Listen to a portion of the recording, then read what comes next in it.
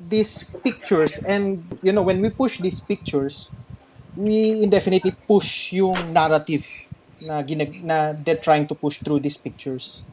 Okay. You know, Yeah. you Can know I can I when add we something I to sige Ezra? sige. Hello. Who is this? I'm Yeah, sorry. this is sorry. This is Jess. Hi, Jess. Yeah, yeah, yeah. You, Yeah. you. I think you also have a lot of things to say about this. So go No, ahead. no. This is just an addendum to what Ezra is saying.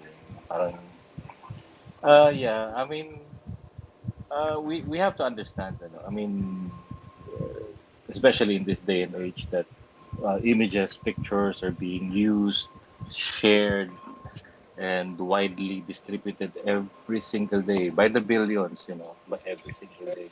I mean, ano na tayo, parang dumating na tayo sa point na we really have to scrutinize every images that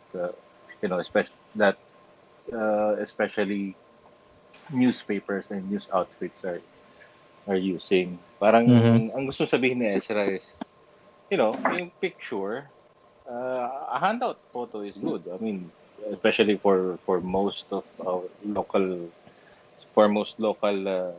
outfits kasi it's free. Hindi mo na kailangan Yeah. magbayad ng photographer. Hindi mo na kailangan magpakahirap. Pero the point is, we have to treat it in a way that it is a material na, that came from a third party na hindi pa vetted eh. Hindi pa siya, kumbaga, pwede mo siyang i-treat, dapat mo siyang i-treat na parang press release, 'di ba? Mm-hmm. Kung ipa-publish mo lang as it is yung picture, and what the caption is saying without even, questioning what it is, where it is, what it is for. And the usual journalistic practice, para ka lang rin nag-publish ng press release, word for word na hindi Yeah, mo yeah, na yeah, na hindi mo na tinanong. That goes the same for pictures. yeah. Especially right now, I mean, there's been, an advent of fake news, misinformation, and it's not only happening here. It's happening all around the world. And I think one of the responsibility ng newsroom right now is to be more vigilant, Yeah. Hindi lang sa text, but pati sa photo. Yun, medyo lawakan na natin yung knowledge natin about journalism itself, na hindi lang puro text yung importante. So in other words, just what you're saying is that itong ganito paggamit ng handout without vetting, without even verifying what it is, it's I mean when you take that in the context of the campaign of disinformation that we're seeing, Exactly. Exactly. napaka-delikado niya. Yeah. Exactly. Um, June Sepe, who is the photo editor at abscbn.com, I think is has joined us. I mean, it would be good as well to get his take on this one. June, any thoughts? Nasa meeting pa yata si Jun. Ah, nasa meeting pa siya. I'm sorry. Yeah, yeah. He's just listening in. So, I mean, obviously, one of the things na baka isipin ng mga tao na nangyayari dito is that you guys, photojournalists, you are nitpicking. I'm playing devil's advocate here. You are nitpicking. It's a clear picture. It is a picture of the president, very newsworthy. While we agree that there's a value to it, news value to it. Mm-hmm. Um, you know, uh, you know, are you you can be accused. We can be accused of nitpicking. Yeah, Inuunahan ko na yung mga kritiko. yeah. Well, sige, Can I okay, answer that? Jason. Yeah, I agree with Jess and Ezra, no, that questioning the veracity and the source of the material that you are about to publish and to show the world is very crucial at this point. Marami tayong na nagkalat sa social media, in Facebook most often na mga fake news, and we need, we owe it to ourselves to check and verify the source materials. Now, in the case of the photograph that was circulated by the president's former chief aide, late last night, President Duterte himself came out on public after a 2 week absence. And he said that he was in Davao and he was on television when he said that. Now, that makes the photo that his former aide released questionable because, they had said that they were taken in Malacanang. Mhm. That then, that's where the need for verification is very critical. Yeah. And also, I think there have been some inconsistencies. Jason. Oh, by the way, that's Jason Gutierrez of the New York Times, who also doubles in photojournalism, if I understand correctly. Um, um, because there have been some inconsistencies in the way the public officials are, the way they explain the absence of Duterte, right? Is that what you're getting at? Yes, precisely. The public needs to know where the president is because, after all, after all, he is the president of the country. And when you have somebody, a former aide, releasing the photos of your purported whereabouts without properly telling everyone, where it was taken, how it was taken, and then the following day or several days later you appear on public and you say that you were apparently in Davao and not in Malacanang as your aide said you were, then there's a problem there. Exactly. Yeah. Um, a question. I want to cut, newsrooms who take this, who particularly for the outlets who run it. I want to cut them some slack. Or again, playing devil's advocate here, not defending them generally, but in the context of a Philippine newsroom where a lot of things are happening, the news whizzes by quite fast every second of the day. Um, you think what could they have done in terms of like for instance, if I were the photo editor of the Inquirer and this handout was given to me, and then I looked at the EXIF data, metadata, and then so nothing there, or if I kung meron man ako nakita doon, for instance, the location, are you saying that I should have included that information in the story, or should that then stop me from using the photo altogether? Kaloy, mag, Hi, Dana. Yeah. yeah, I just want to point out something. Itong pictures na ito ni Duterte supposedly golfing in Malacanang came out shortly after yung picture niya ng rice cake. Mm. So Okay. that should have been vetted. Kasi kahit na 4 na taon nang tinatanggap ng newsroom yung unverified pictures, nagkaroon ka ng instance na may basis yung media to question. Kasi iba pala Okay. yung Yeah, angulo eh. exactly. Yeah. So they should have vetted the second set of pictures at the very least. And Yeah. questioned it. Yeah. Yeah. And Go ahead. Dana Batnag here was the one who asked that. She used to be a foreign correspondent herself. But again, my question is, okay, they vetted it and they found that it is and they found the data there or whatever, Yeah. and the expectation is for them to use those information so that readers will have a fuller picture. Yeah. ako, I have two suggestions. One, I pointed out na dun sa mga post ko about sa metadata. One is, as Malacanang beat reporters siguro. I mean, kasi Malacanang beat reporters, they get these pictures, they get these press releases or whatever. They must demand that Bongo email the originals Ah. from his phone, because that Mm-hmm. would most likely preserve the metadata if he took the pictures himself. Kasi hindi naman Yeah. din natin masabi kung siya nga ba nagkuha nun or kung sino man kasama ni Duterte nung time na yun. Another suggestion is yung, you know, bakit nasan yung official photographers ng Malacanang? If before we forget, Malacanang employs, I think, 8 or 9. I'm not sure of the number. 8 or 9 photographers. That why don't they have access to their principal? Yeah. Why is the task of photographing Duterte given to Bongo or whoever aid is there with him, 'di ba? Yeah. Um, Back to my point about the newsrooms, though. Um, you know, are they just what? Are they just? I don't want to use the word, but are they just lazy, or they don't have the time to vet or verify these things? Parang What do you think is happening here? parang ano eh, gusto ko sagutin yung tanong mo. Parang I think it's just as simple as, basic journalism. Yung in terms of sa pictures. I mean, yeah, nag-publish yung Malacanang. Well, hindi nga nag-publish eh. Nag-posted. Malacanang posted something like this on social media. And of course, the very first task of the journalist is not to uh, just republish what he or she just seen or got, Mm-hmm. 'di ba? Dapat medyo merong pagtatanong. I mean, ang dami lang ang questions surrounding that picture.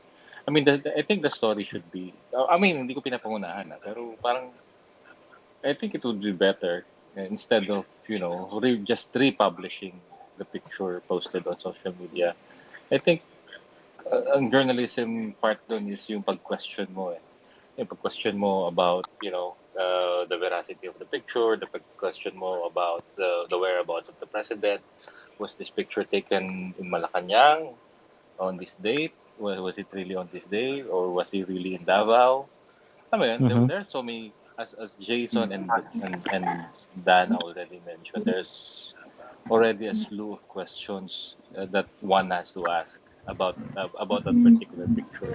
But as we see, so far as we have seen it, as yung mga screen captures ng mga na-publish nitong picture na to is that it's just what they did, what most of these outfits did is just they simply reposted the picture without Yeah, yeah. without questioning.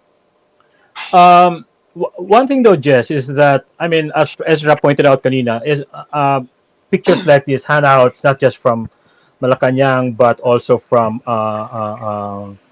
other, from companies, PR, and all that. These are SOP na pinapadala lagi ginagamit. Do you think kind of a journalistic muscle memory is at play here?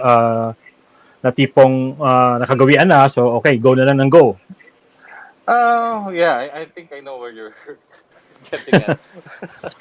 Pero yeah, I mean the point is that this is I mean sa newsroom kasi I mean I'm sorry to say this pero the way I see it for a very long time, if it's text, I mean yeah, I mean yung mga editors magkakagulo talaga. I mean Yeah, sa isang salita lang na mali, sa grammar, sa data, sa fact, but when it comes to pictures, do they think twice?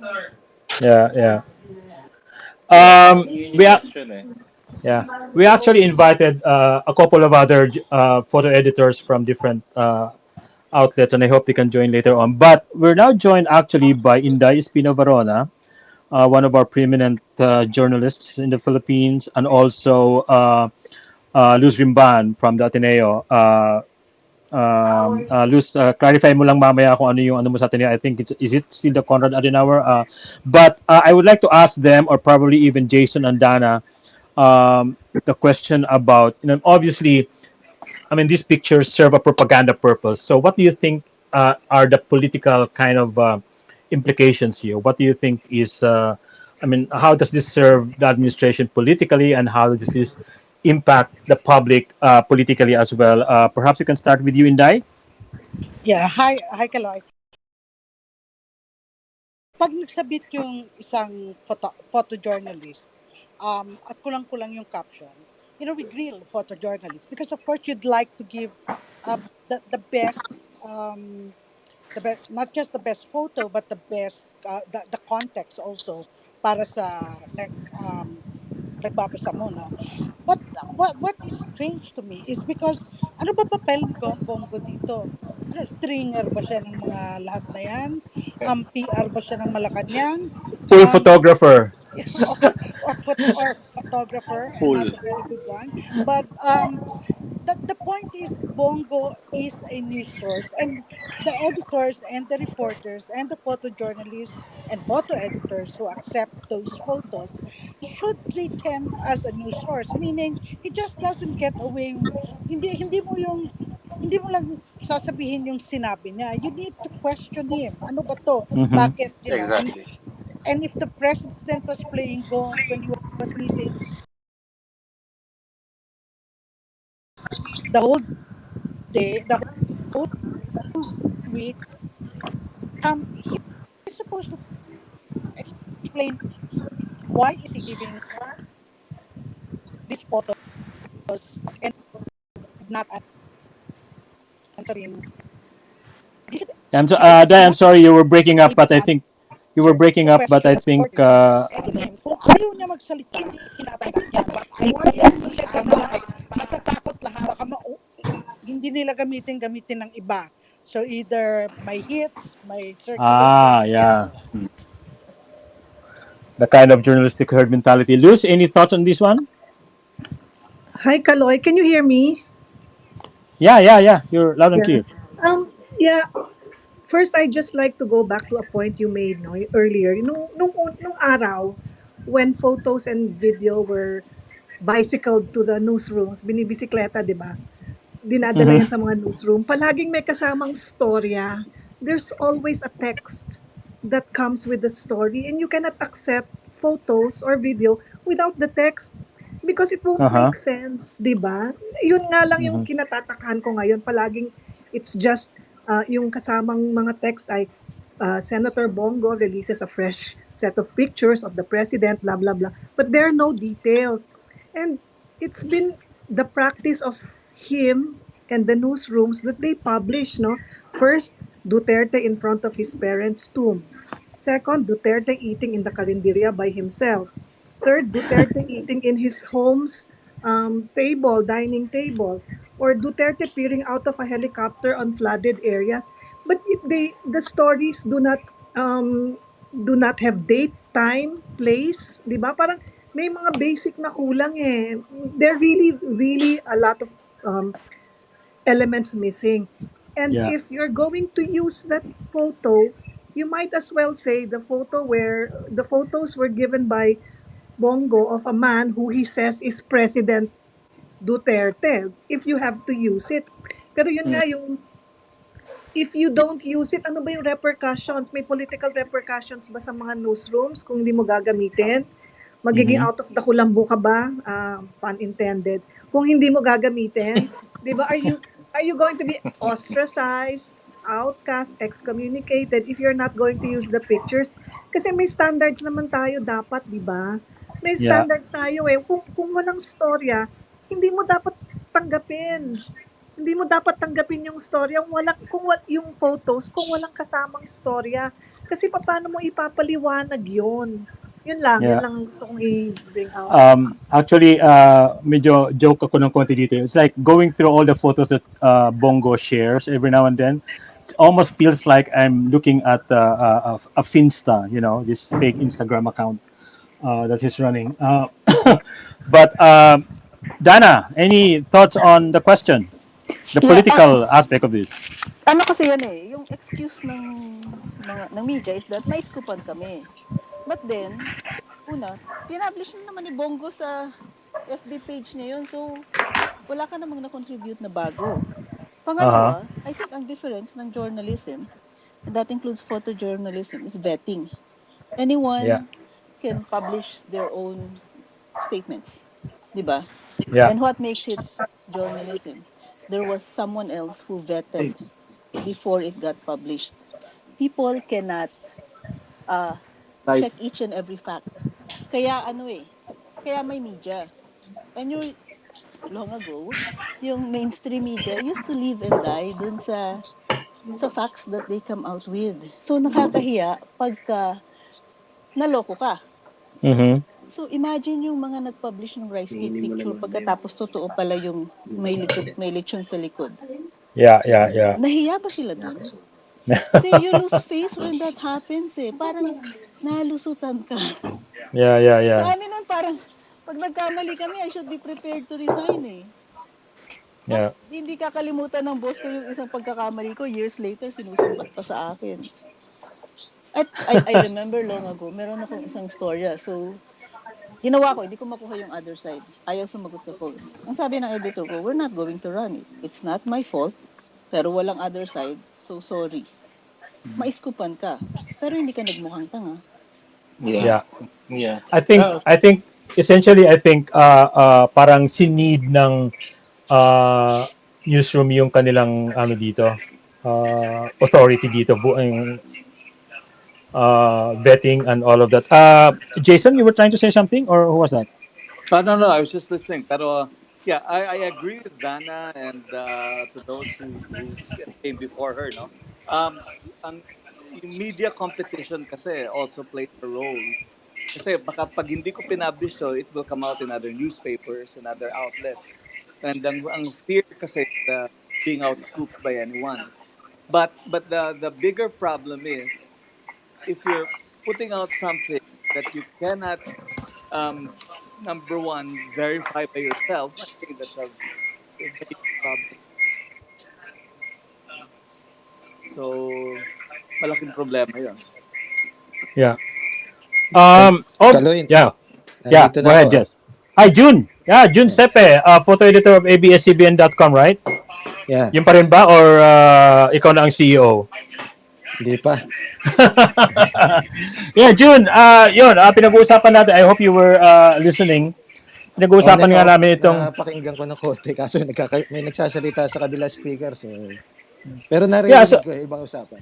so what's your take on this? I mean, you have a kind of a unique perspective being in the newsroom, and where we've been talking about vetting, verifying metadata, things like that. Is this? I mean, what's your take on this one?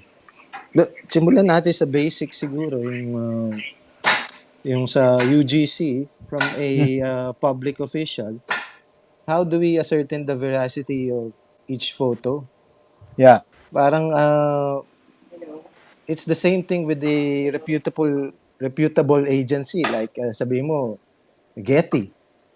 Uh, we publish or AFP or AP Reuters. We publish them because we trust the source. Yeah. You don't have to vet the source, di ba? do you Yeah. trust Bongo? Kasi ano yun na yung source mo eh. It's a given. You don't have to ask for every time you publish a photo for the metadata. In the Mm-hmm. case of public officials, they are public officials. So pag public officials sila, it's assumed that they should be doing their job as a public official. So, and if they don't, they're accountable to the people. So pag public officials kasi, let's say, Bagyo, may nag-publish na mayor na munisipyo and pumayag silang gamitin yung photo, we just publish it and attribute it to the source. So it's the same thing with Bongo. He's a public official, he's a senator. Ngayon, as to nagsisinungaling siya o gumagawa siya ng photo, hindi lang sa amin ang accountability nun eh, di ba? Mm-hmm. Sa buong bayan. Kung nagsisinungaling tayo, singilin natin. Di ba? And you, you're assuming, sabi nyo, ibigay yung photo.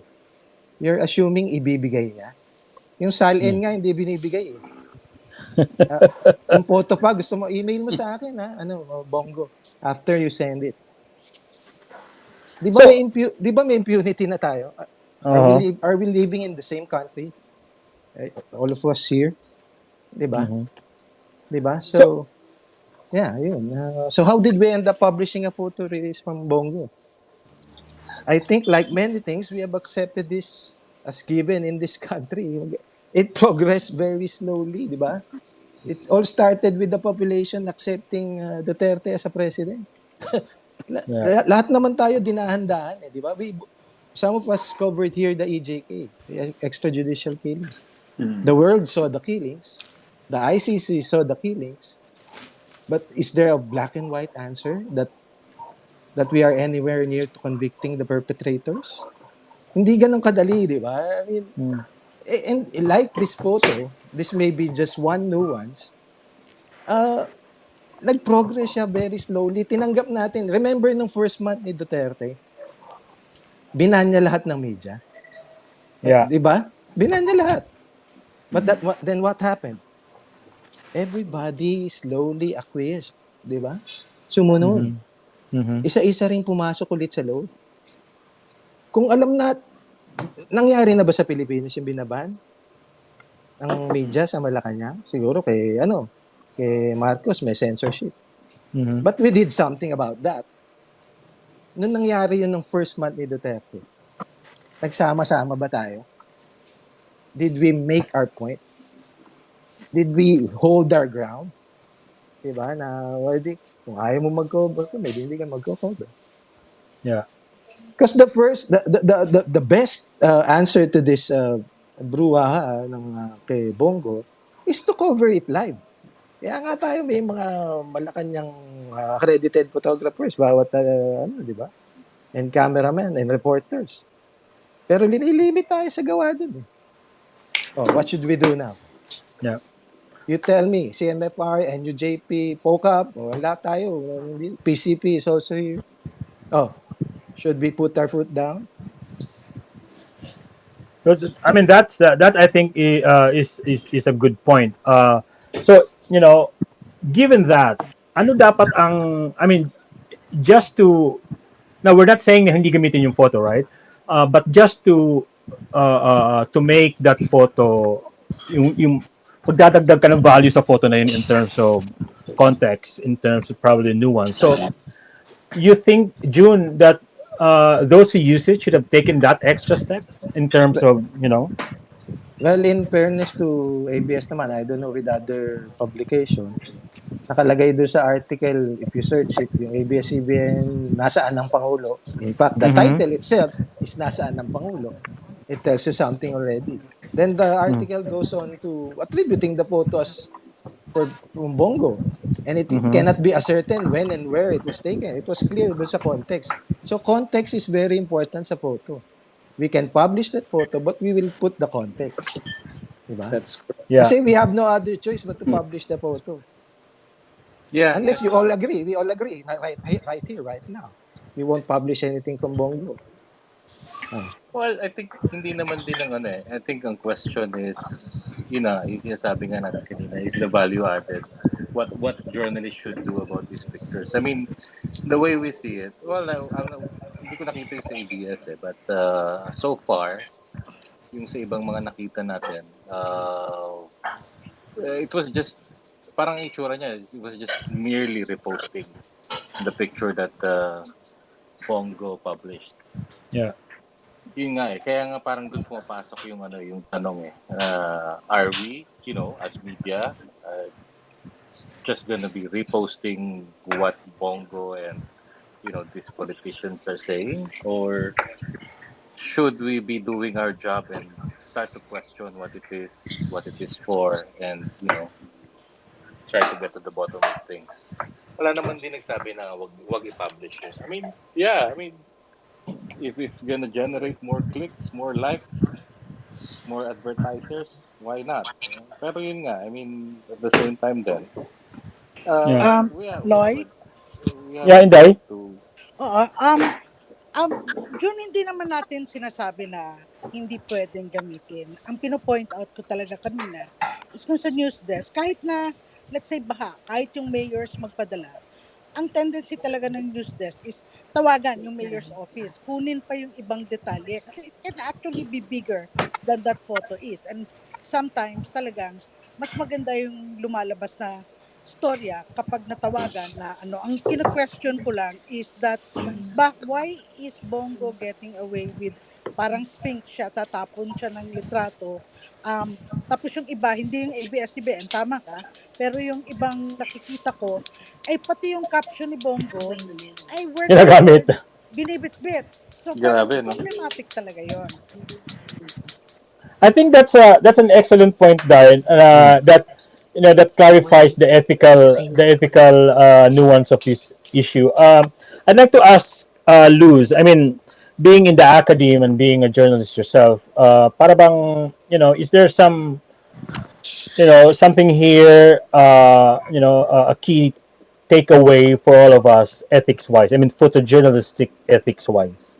Ako, Kaloy, kasi parang I'm of the mind that, if this guy is proven to be an unreliable source, kasi parang unreliable source na siya, di ba? You cannot get facts from him.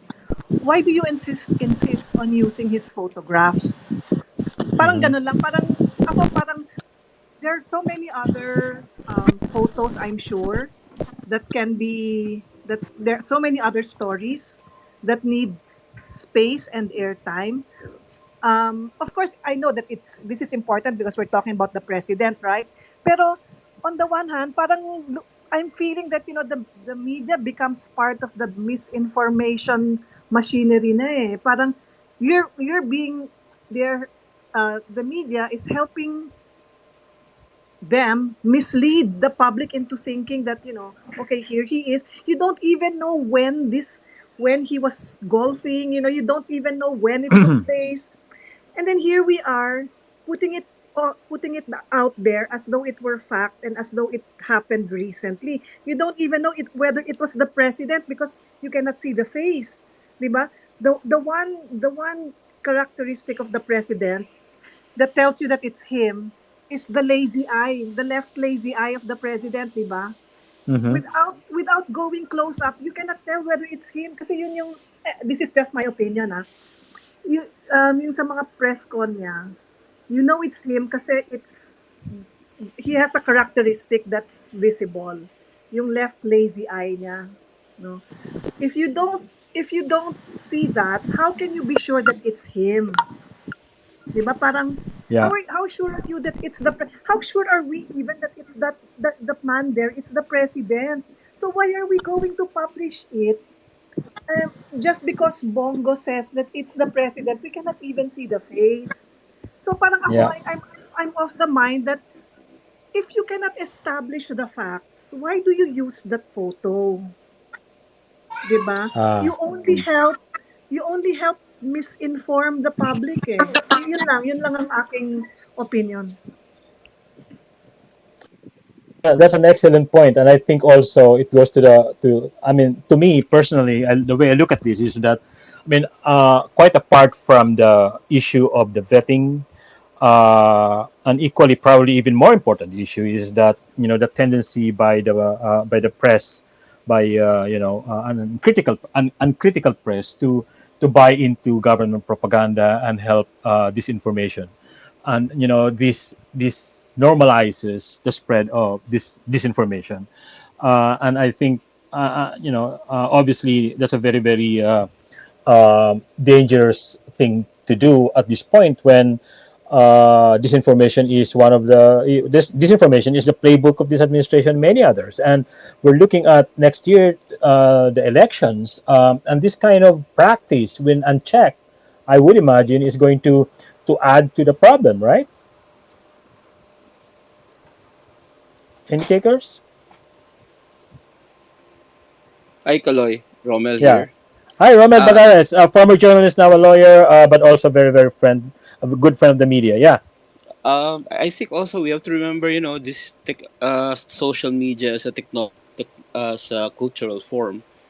Uh, Especially when we're talking about the new generation, right?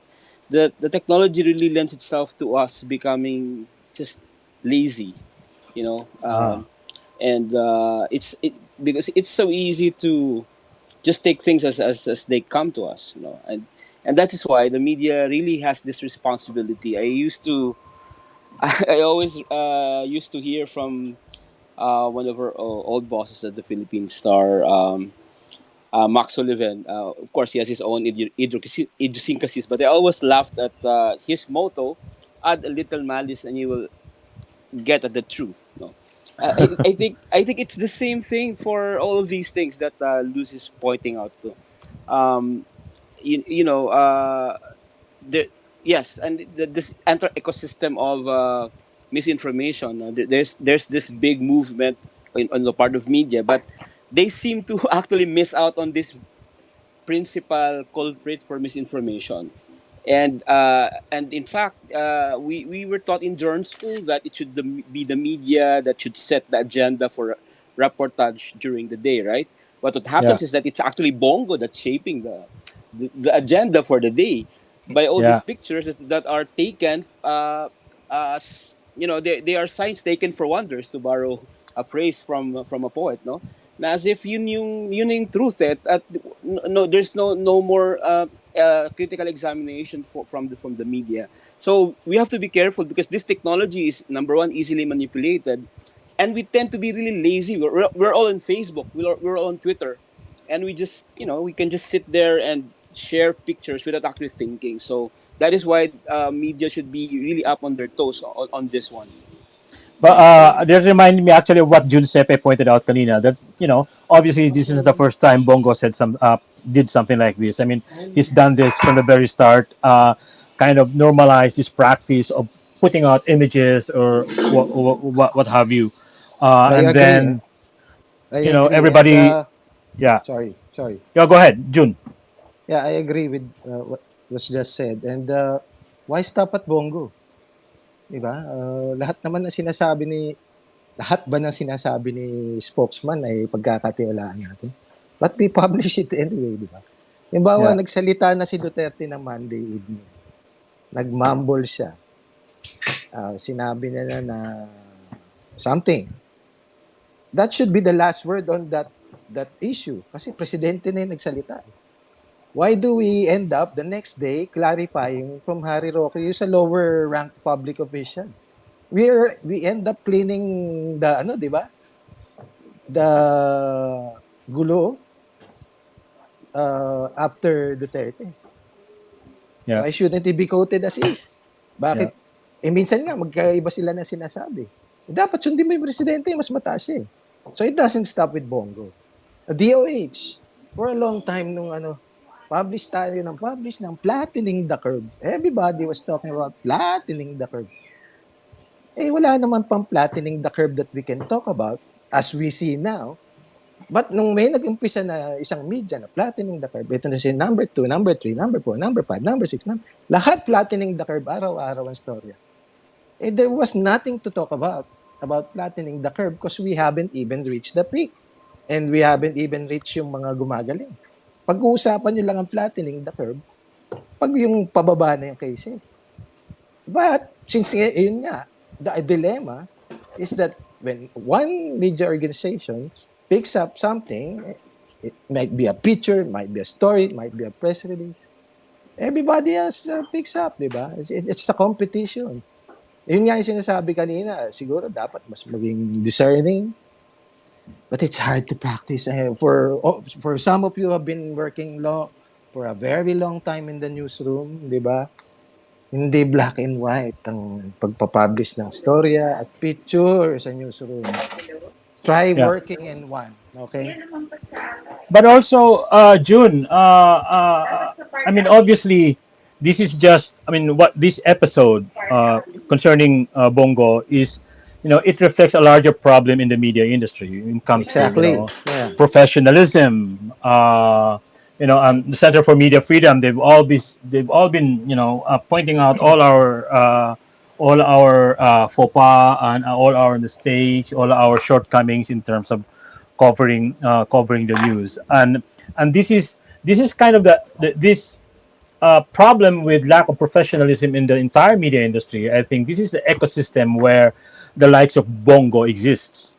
The point about why are we? I mean, that's an excellent point you mentioned about why are we still parroting the lies of Harry Roque when in fact the president had already said something else. Things like that. So, and I don't want to go deep down on that issue because obviously that's going to take a lot more time. But let me just backtrack a little bit and raise something that's related to this that Ezra actually also pointed out in one of his posts, which is that Bongo, which has been getting a lot of free pass from the press for practices like this.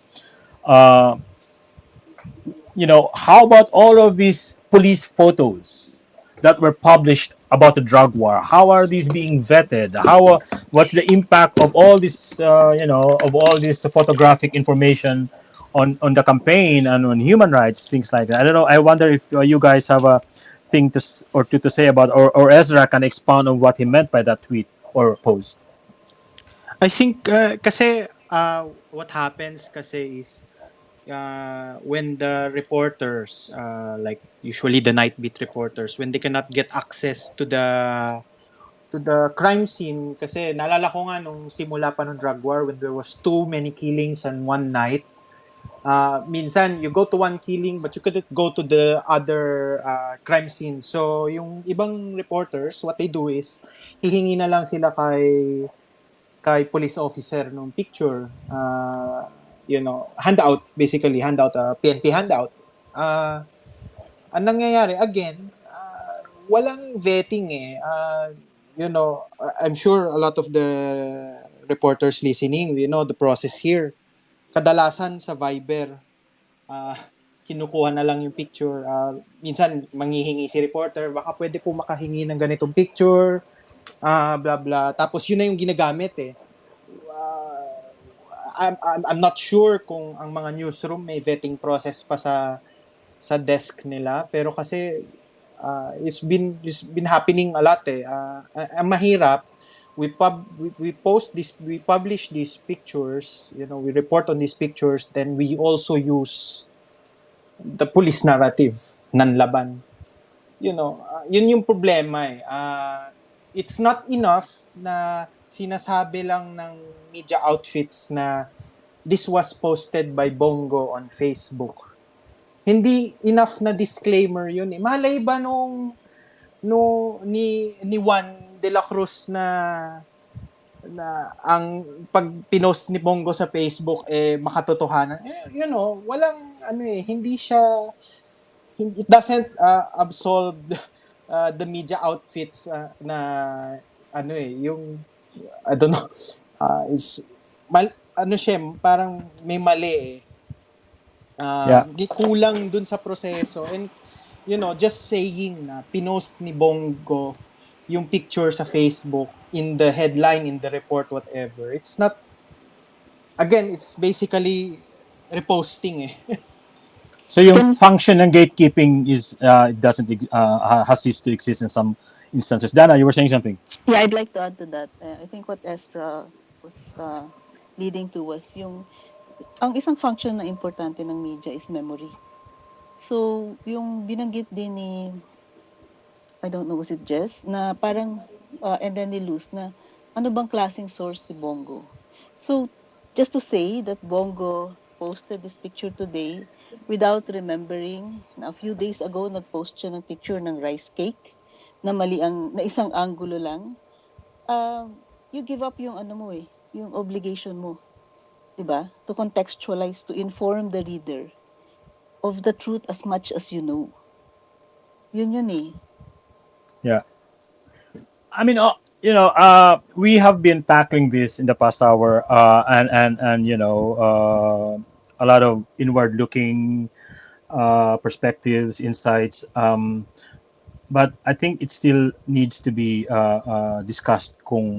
What's the way forward here, not just for photojournalists in the Philippines, but also for the news media in general, especially that especially that we're being confronted with all of these issues, and then next year is going to be elections, and you can just imagine all the issues that's going to come up because of that. I mean, what's the way forward here? I'd like to start with June. I mean, you guys in ABS-CBN, you've done some great job covering the drug war, covering all these issues, and you operate in that same ecosystem where you have a lot of these issues, a lot of limitations, but I'm sure you agree that there's a better way forward in terms of doing what we're doing, tackling these photojournalistic issues. Yeah, bring it back to the way it used to be. Live coverage. That's the golden Mhm. standard. Di ba? Ganun naman dati. Kaya nga, yun nga, sabi ko kanina, may Malacanang beat, photos, reporters, cameramen tayo. Mhm. Kaso, they are being restricted. So, what do we do about that? I Do we think say that if you don't allow us live coverage, we won't use any releases? look Pati I nga think yung releases eh. I think Na restrict na eh. Instead Yeah, of coming from the Malacanang photo, like Esther was mentioning yata kanina, uh, bakit kay Bongo nang gagaling? yeah. So, even pati yun, nag-game na. So, yun nga, I was telling kanina, we slowly hindi progressed, sorry, regress to this situation. Hindi lang pwedeng kunin yung isang nuance na yung photo ni Bongo kung bakit tayo nandito ngayon. But We it can be a slowly start. regress to this ano. Kaya nga, But for it a can be a start, start, June. live coverage Na is a gold standard. yeah, but If you want also kasi yun ang hindi mo na kailangan i-bet kasi nagko-cover ka yourself. but also how about resisting, pushing back on Bongo's methods? I mean, not using everything that he dishes out. Well, we didn't use the rice. Ano, yeah. Yeah, Ezra, you were Caloy. saying something. yeah, I'm I sorry. think uh, we can only do so much with regards to Malacanang. If they gonna be very restrictive, kahit magingay tayo, if they're not gonna listen, wala tayong magagawa. Pero there's so many other beats na it seems na nagiging ano na I'm sorry for the word, nagiging lazy na ang media. Nagre-rely na lang palagi sa handout kay mayor, sa handout kay government agency, kay ganito, kay ganyan, na hindi na minsan nawawala na yun nga yung the golden standard na we send a reporter there, a photographer there. Hindi na minsan nagiging kontento na tayo na handout pictures na lang eh. That's when we can actually do something, when we can actually send people there. Hindi naman restricted eh. You Yeah, know, the journalism is suffering on that end. Sa Caloy. Malacanang, whatever we can, kung mag-ingay tayo, all of our organizations, we band together, we demand that we have access. Kung hindi makikinig Malacanang, wala tayong magagawa. Pero ang daming ibang, it's just my observation. Ang napakadaming ibang stories, daming ibang beats na nagiging lazy na ang reporting. I'm so sorry, yeah, pero yun yung observation ko lang. yeah. Dana? Yeah, yung point ni Ezra saka point din ni June. Ang problema diyan, dependent kay Bongo. And what June has been saying was that nagawa nila yon. Pero hindi kasi kay Duterte nagsimula yon. Pag tinignan mo yung places where the Malacanang press corps was allowed, nung panahon ni Cory, nakakapasok sa palasyo. 'Di ba? Hanggang panahon Mm-hmm. ni SBR, ang ambush namin noon nandun sa harap nung palace grounds. Pagdating ni GMA sa ni ERAP, ni-restrict na hanggang sa Kalayaan na lang. Hanggang sa susunod, inalis na yung yung press office dun sa Kalayaan at inilipat sa doon sa Borloloy building sa kabilang side. So hindi na nakakapasok. Ang tanong din diyan, sino pa ba yung sources ng Malacanang Press Corps? Ilan bang PSG ang kilala nila na hindi opisyal? Yung ganon, kaya may ganyang hold si Bongo. Kasi nagawa niya na siya na lang yung source. Yeah, Paano nangyari doon? Remember, nung panahon ni Erap, merong isang, I'm sure, kilala lahat to ng mga photographers. May isang Erap yun, right? Photographer na na-fire kasi nag-leak ng photo ng Malacanang. So, he got fired. Pero nakahanap naman siya ng ibang trabaho. At mukhang masaya naman siya sa naging trabaho niya after that. So, yun yung isang doon eh. Yung point nila na tamad na yung media, I think we need to ask ourselves, paano pa ba mag-cover? Okay, pandemic ngayon. Pero, yung ano bang klaseng coverage yung ginagawa nyo, right? yeah, How do you keep in touch with your sources? How do you actually develop new sources? Pangalawa, yung problema rin kasi ng desk yan. Kasi noon, ang desk, pwedeng sabihan yung reporter okay lang maiskupan ka, pero ang kasi dyan, gaganti ka ng scoop. Ganun naman ang labanan Iskupan mo ako, iskupan kita ng mas malaki. Does that still happen now? Tapos yeah, yung tanong mo doon sa, okay, election next year. Ano yung political implication nito? Well, kasi kung hindi yan, tagalabas ka lang ng press release, media rin yung magsasuffer kasi mawawalan ka ng credibility eh. Yeah. Yun. Um, yeah. Inday, Luz, any additional thoughts on that one? And specifically, how are the newsrooms going to, push back? Or can they? Should they? How are they going to do that? Sa photojournalism, naintindihan ko yung difficulties na pinoint out ni Ezra at ni June at ni Jess, no? Medyo complicated because they need, totoo yan, litrato, video, they need to be there. Yung reportage mismo, yung pagsulat ng storya, na-notice ko may improvement naman talaga. Dati talagang I was really disturbed na bakit um, I think that the 24/7 media cycle and the urge that we need to break agad no on digital kasi that's how everything is now. Nahulog tayo dun sa kung ano yung sinabi ilabas na natin, but I have seen a great improvement, not just in ABS and in many, no, hindi lahat pero sa marami na mismo right there and then um nag they fall back on either institutional memory or on the archives or ano. At ang mga reporters mismo, maliban pa dun sa desk no, na magpo-process yan, nagtatayo na ng process yan. Baka doon sa ending, merong mapag-usapan din yung mga photojournalists on how they can do it with the same goal, but of course, definitely the technical difficulty for them is much harder. Luz? Um, if you read the academic writings, for example, Noam Chomsky, the manufactured consent, he says that the media really serves the powers that be. The beat system really serves people in power. Like for example, Bongo, he's a senator.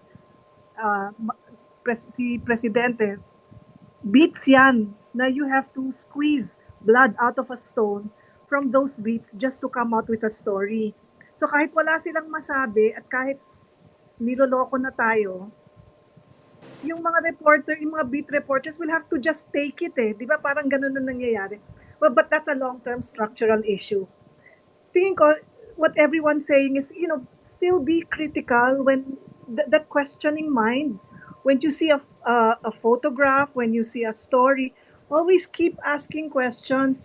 And then, itong si Bongo as a source, I guess everyone should come to a consensus eh. Diba parang, ano ba, sa susunod ba, gagamitin pa ba natin yung mga storya niya? Is it good for a few clicks? Yun lang ba? Parang, clicks ba ang habol natin dito? Parang, aren't we supposed to be informing the people about what's happening? Parang ganun ba yung na mga questions ang gusto kong makita? Like, yun nga, the same questions, who is that guy playing golf? Is he really the president? How sure are you? Why are you publishing that photograph? Um, where is it? When did it happen? Yung mga ganong basic na questions that have not been asked. You publish a photo, you tell me when it happened, where it happened, why is he alone? Yung mga, that's what I'm looking for. No, Yeah. that's what I'm looking. So it's a partnership between the photographer and the writer, the desk. You have to inform us, not just rely on the pictures that people give you. On the other hand, Luz, I'd like to point this out as well with regards to Bongo. I mean, the one thing that's going for him and that's quite unique about him is his proximity to the president. So it's almost like the president twitches his hand, Bongo does the same thing. It's like so that makes his position, that makes his proximity, quite important. I think, and again, playing devil's advocate here, but I want to generate some discussion from you. But I think that the media using the stuff that's coming from him, those are informative. But I think the bigger issue of contextualizing them, adding value to them, as I said earlier. I mean, I'm the point that I'm trying to make, or the question I'm trying to ask, is that should we, at all, altogether, stop using the stuff from Bongo? But what's Should, the impact of that, given the proximity of this guy to the president? Uh, let me just echo what I think what Dana said and everyone else is saying. Right now, because of the pandemic, we're under house arrest, right? Everyone is Mm-hmm. not, all of us are not, cannot do what we used to do. If there's a way that we can verify or um, find out what the hell is going on with the president without relying on Bongo. Kasi parang ngayon, gaya nga ng sinabi, we're all dependent on Bongo and what he releases, di ba? He's close to the president, but that does not guarantee that he gives us the truth. Di Oh, far ba? from it. Di ba? Far shouldn't from it. So, what are the other sources of information from which we can get the truth? Yun ang siguro challenge eh. Yun nga eh. Yeah. Shouldn't we be questioning that by itself? Yung why is Bongo acting as the assistant? Ba't wala siya sa Senate? Di ba? Well, Hindi mo trabaho yan. Trabaho ng Malacanang photo. Yung magsalita, trabaho ng spokesman. May sekretarya dyan, may PMS. Bakit ikaw ang gumagawa? Shouldn't we be questioning that? If we eliminate that problem, then we eliminate the new ones na siya ang source ng photo. I'm sure, June, a lot of journalists, or even people have been questioning, have been asking that question. It's just that wala, parang ang feeling kasi is forced to good ka sa kanya, kasi nga siya yung andyan. But as Luz pointed out, I mean, the media needs to do better. Jess, you were raising your hand or trying Yeah. to say something? Oh well, just a few parting words. Hindi, yun nga eh, yung pinag-uusapan kanina about nagmumukha na tayong tamad dun sa trabaho natin. Well, I don't know if I can fully, if I would fully believe it. Pero ang tingin ko dyan kasi I think kailangan lang natin i-acknowledge na yung environment and circumstances are the things that have already changed. I mean, dati-dati, Yeah. as Luz and as Ma'am Luz and Dana has been sharing a while ago, the media practice then and the media free and the freedom to cover then was very different compared to now. Kailangan natin acknowledge yung change na yun eh. No? At kailangan din siguro natin makahanap ng way paano mag-adapt. I mean, ang very striking na change is hindi na natin control yung coverage. Yeah. Dumating na tayo sa panahon na the government or the powers that be, wants to or tries to control the narrative already. This is not only happening here. It's already happening worldwide, I mean, if you look at the coverage ng nung all the conflict coverages, Vietnam War, media were allowed to freely embed or go to the front lines. Now you have to be vetted by the military. You have to go through the process of being investigated para lang maka-embed. Ano yun? Powers are now trying to control the narrative. Yeah. Yun yung kailangan nating i-acknowledge in the first place. And Malaki na yung difference eh. Hindi na tayo yeah. hindi na natin freely magagawa yung gusto natin gawin o gusto natin cover. And I think the challenge there is, how to go around this. Paano tayo mag-adapt to do our job. That's a very important, an extremely important point, actually, Jess, because I was gonna say that you know regardless of what we think about the media now, journalists, photojournalists na tinatamad, or pagod, or anything. One context that needs to be highlighted here is that, as you said, the environment right now is totally different. I mean, you have a regime that is not that does not hesitate to attack the press, to target the press. I mean, we're not just talking about the killings of journalists. We're also talking about the cases that has been filed against journalists, the way they're trolling journalists, and the way this from all angles inaatake ang mga journalists, not just reporters, but also photojournalists. So, and I don't think, I mean, speaking from experience there, I don't think we've gone through something like this. I think this.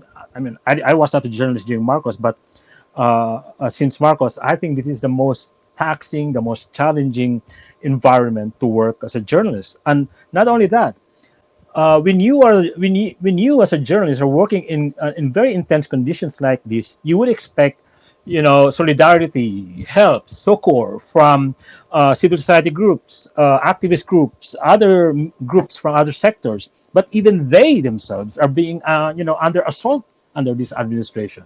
So everybody na pupuntahan mo para humingi ng tulong or para humingi ng I don't know, intellectual ayuda, hindi mo mapuntahan kasi sila mismo may problema. So I think it's important to point that out because while I don't personally I don't dispute the claim that many of you guys in the media are tinatamad or napapagod. I also think that this is a larger context of a larger problem.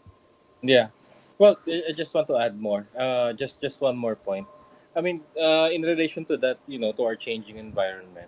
Ano na rin eh, yung playing field natin is medyo nag-iba na rin eh. Well, as I've said earlier, we are now in an era of internet, social media, and images and pictures are being used every day. By the millions, by the billions, and hindi na natin may ignore. People read images. People look at images. People remember images, pictures. It's a form of communication. Um, Yun lang. I mean, since it's a form of communication, and since we are communicators, maybe we can, especially sa newsrooms, maybe we can, push everyone to be more educated about images and pictures. Especially in our line of work, Yeah, should be, it should be subject to the same level of journalistic ethical standards and reverence. Just as much as like written text. yeah, Yun lang. I mean, yun lang yeah. gusto kong Di pa sabihin. di pa nga tayo nag-uumpisa about deep fakes and all of that. Yeah, Bumababa na kasi yung appreciation sa pictures. Ang tingin lang sa pictures kasi ang feeling ng maraming tao, dahil madali nang kumuha ng picture, lahat ng cellphone ngayon equipped ng camera na yeah. kumbaga bumababa yung value ng photojournalism and news photography. So, Ah, ganun-ganun na lang din yung treatment sa mga handouts or whatever. that's Yeah, a good point. actually, kabaliktaran nga dapat yung mangyari eh. Kailangan dapat nga lalong tumaas yung standard, standards since everyone now can make pictures, can take pictures. So, parang ang challenge sa atin nun is mas pataasin natin yung standards. Yeah, that's true. Guys, we've been talking for 1 hour and almost 20 minutes, so we're gonna wrap this up. But I'm gonna ask each of you, the speakers, to some parting words, words of wisdom, whatever, about this issue and the future of Philippine photojournalism and journalism in general. Luz, let's start with you. Um, First of all, I'd like to take my hats off pa rin to our photojournalists because without them, we have no images to see. I mean, we don't know what's happening around us. And they're facing a tough job covering under these conditions. But then, yun nga, because of a dearth of images and because of the restrictions on our movement, we're forced to rely on sources like Bongo for our images. And this is nga the problem that we've been discussing. Ako lang, it's media literacy and critical thinking, not just for the journalists, but everyone Yeah, who comes Yeah. across pictures. Yun. yeah. Romel. Yeah. I think the challenge really for us now is that we do have a surfeit of images, you know, and all these images are part of an entire simulation. So it appears that government has been really very good about simulations, and to a large degree, Bongo is an indication of how it has been successful in doing that. Um, Nobody knows really if the president was in Singapore, as all the uh, all these rumors seem to say, right? Days before he had his conference, what it was last night, and no one was able to actually pin down the truth on that, and that's where the problem of free speech, free expression hinges on, because free expression, as we know, no, is contingent also on the freedom of information, and the freedom of information rests on the quality of information available. So people are not able to make good decisions on important policy questions, on matters that pertain to the common good, if there's no reliable information. That's why we really need good reportage. We still need good journalism, and as a former journalist myself, and as someone who really is concerned about the kind of journalism we have today, um, we are grateful to guys like Ezra. You know, when I was working for the Center Law, I could barely catch up with all the reports on EJ case, but Yeah. Ezra has been there, and his Yeah. colleagues, no, the night crawlers, and they were giving us the images that we should see, not the kind of images that have been manipulated by the police or by the government. So Yeah. I think that's really where we need to go. Thank you. That's great. Jason.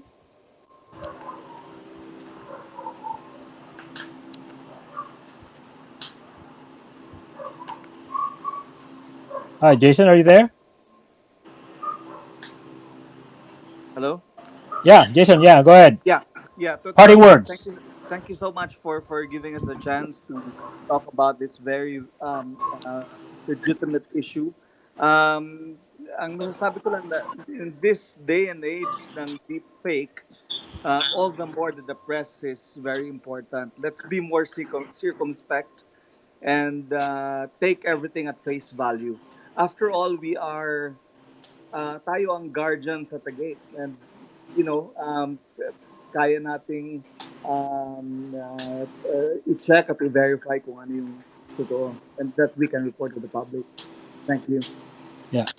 Yes, Dana, your turn for your parting shot, for your Okay, parting words. speaking of the change environment, remember yung golfing picture? Mm-hmm. Uh, sa internet ko nakita, somebody saying na walang bola. This was what media could have done. The news desk has and the photographers would know. They would have the apps that can help analyze kung fake yung Totoo. ano, kung nasaan yung shadows, 'di Or ba? But bakit niya inano yung kamay niya sa head sa noo niya? but the As if ordinary people wouldn't know. yeah. We have to use the pictures, of course, kasi as June pointed out earlier, he is a public official and we still need to give him some credence Yeah. for we still need to somehow assume that he's telling the truth for Yeah. unless it has been talagang totally proven na sinungaling siya, right? But ganun, we can interrogate the pictures just as we interrogate the text, 'di ba? I Yeah. mean, when we Correct. talk to people, when reporters talk to their interviewees, they verify after, 'di ba? I-check mo yung fact. Yung pictures then can be fact checked eh. Yeah. And that's something Mm. that media can do now given the available technologies and given their expertise. Yeah. Yun. No excuse, in other words. I like that. You know, you interrogate the pictures. I hope the pictures doesn't answer back. But Inday, Okay, in the flood of information, the sea of images that we have to deal with daily, yun na yung at given na yan, hindi na yan mawawala. But I think we all need to remember that the difference in journalism is the word vet. You yeah, know, we vet, and we should vet everything, um, and no matter, although to give importance to officials is a very valid reason for taking what they say or what they give us, nandun pa rin sa atin. We should vet, and we do know that we vet all news sources, and Bongo should never be an exception because we know, I think after 4.5 years, that from the start, the Duterte administration mixed attack media with all the efforts to troll our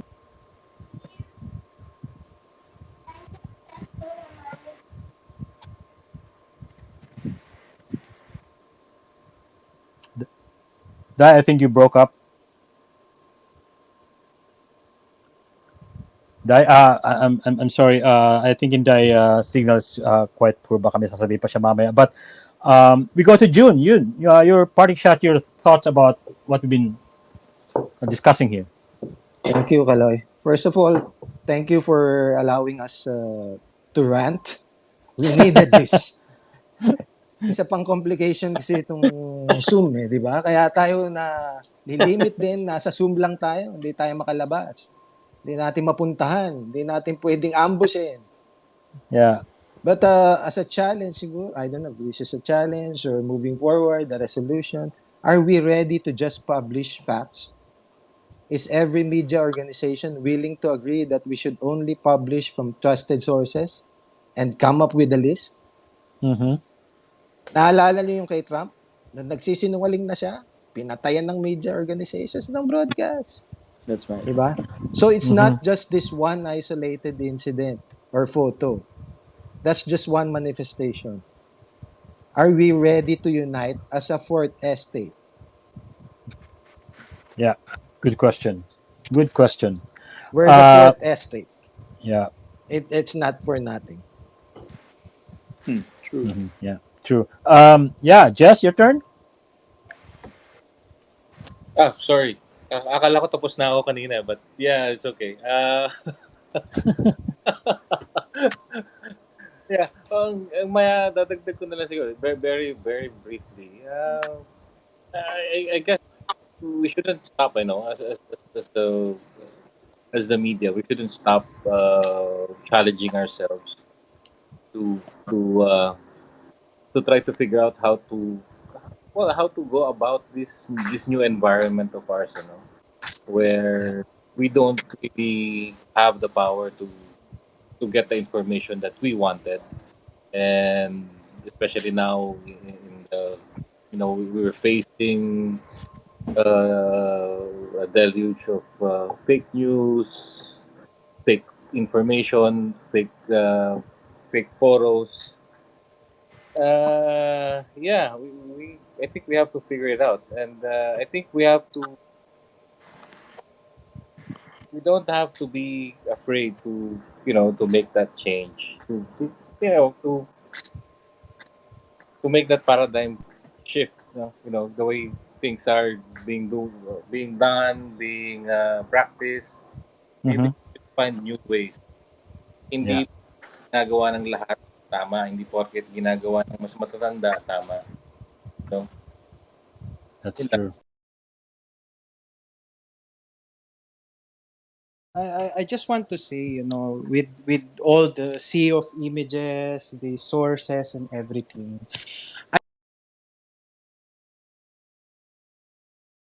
I really do hope that media outfits they patronize photojournalists.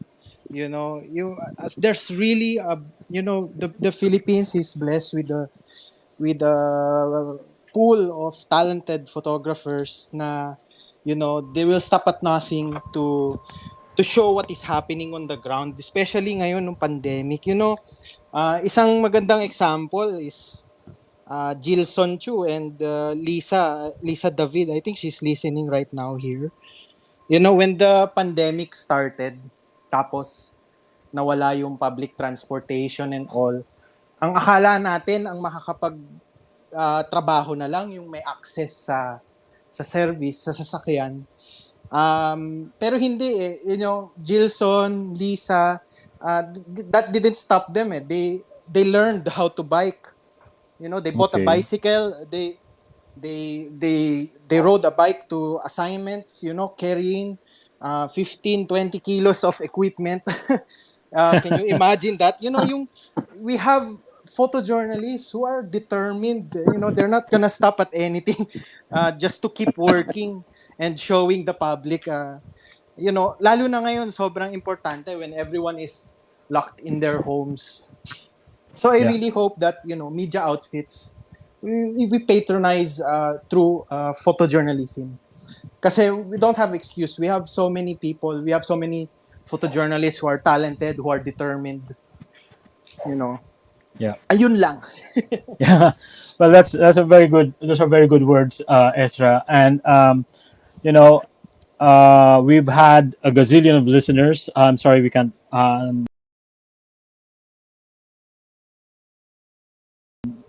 Wala akong natanggap na question actually from Twitter, but this has been very very good. We should have discussions like this more often. I think not para hindi lang para mag-rant, but also we need to look at how we do journalism. I think. I mean, from my perspective, I'm now an advocate.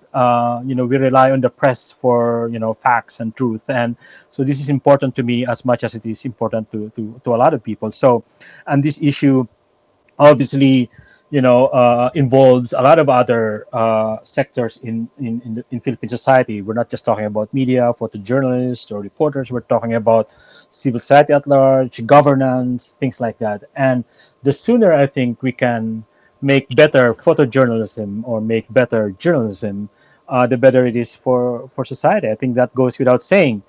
But I'd like to end on that note. I'm hopeful, as Reza said, that things will improve because we have such a talented pool of journalists and photojournalists. I mean, this country doesn't lack for those talents. I know that for a fact. We know that. It's just that they work in conditions that are not very ideal. I'm not just talking about individual media companies, but also political conditions such as the one that we live in right now. It's a very taxing, very challenging environment, and it takes a lot of I think creativity, a lot of courage to do the kind of work that you guys do, and we appreciate that a lot. And I hope we come out of this better. We come out of this a crisis, not just a pandemic, but a crisis of human rights that we're seeing. Better people in terms of understanding the plight of others and showing empathy to those whose rights and whose welfare have been compromised. So, on that note, guys, thank you so much for this wonderful evening. I'm sure we will have more discussions of this, and just watch out for it. Salamat ang Yeah. marami, and to our Yeah. Wow. listeners, salamat. Thank you. Thanks, Kaloy. And thank you to all the listeners. Thank you, Yep. Kaloy. Thank you, Thanks, Okay. Kaloy. everyone. Bye. Thanks. Mabuhay. Bye bye. Mabuhay. Yeah. Bye-bye.